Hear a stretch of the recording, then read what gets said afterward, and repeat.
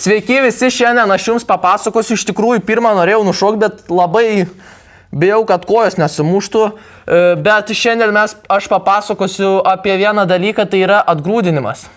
Atgrūdinimas labai svarbus metalui, nes kaip užgrūdini, be atgrūdinimo užgrūdini ir testuoji plieną, jis būna kietas gerai, bet būna ir trapus.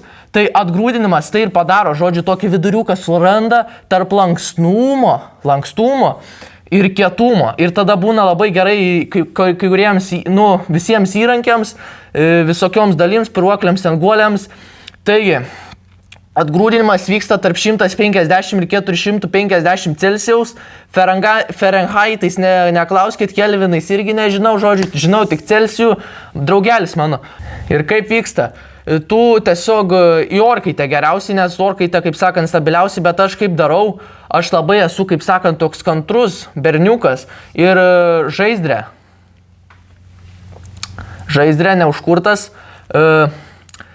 Prie labai mažos ugnelės, prie labai mažų žarijų aš va taip traukioju ir kol pasieks auksinę spalvą. Auksinė spalva yra tarp 200, jeigu galit patikslinkite, bet nerašykite. Vytautai, tu čia labai fitiniškai, žinai, šneki, bet aš taip ir šneku, aš, žinai, nesakau, kad aš labai ten detaliai martensytus, astensytus ar kur ten lendu, bet tiesiog naujokams reikia žinot, kad atgrūdinimas labai svarbus, kaip ir normalizacija, kaip ir, žinoma, ir grūdinimas. Taigi, žodžiu, aš tiesiog į žaizdrą biškį pakaišioju, įkaitinu iki tos geltonos spalvos ir ar žinojo ten tie, pavyzdžiui, kai keičiasi spalva geltona, ten kokia mėlyna būna, ten violetinė būna, tai kas yra, tai ten susidaro tokie oksidai ir oksidai atspindi tik tą šviesą, kaip sakant, tai labai, žodžiu, kietai, aš skaičiau kažkada knygą ten, klusnus metalas, labai kietai buvo. Ir jūs tikriausiai klausėte, kodėl aš čia užsilypęs.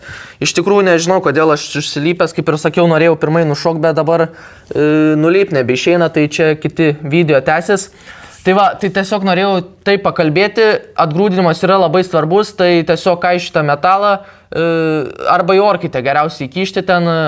Pagal plieną žiūrint, pas mane kaip būna plienas UHB 20C būna ir man reikia ant 200 laipsnių 2 valandas ant 63 C, ten kažkoks ten skaičiuoja ten tą kietumą. Tai tikiuosi, kad patiko šis video, atgrūdinimas labai svarbus atlaisvinti ten, žodžiu, tarp 150-450, žiūrint kokio norit kietumo ir sutiksim kitame.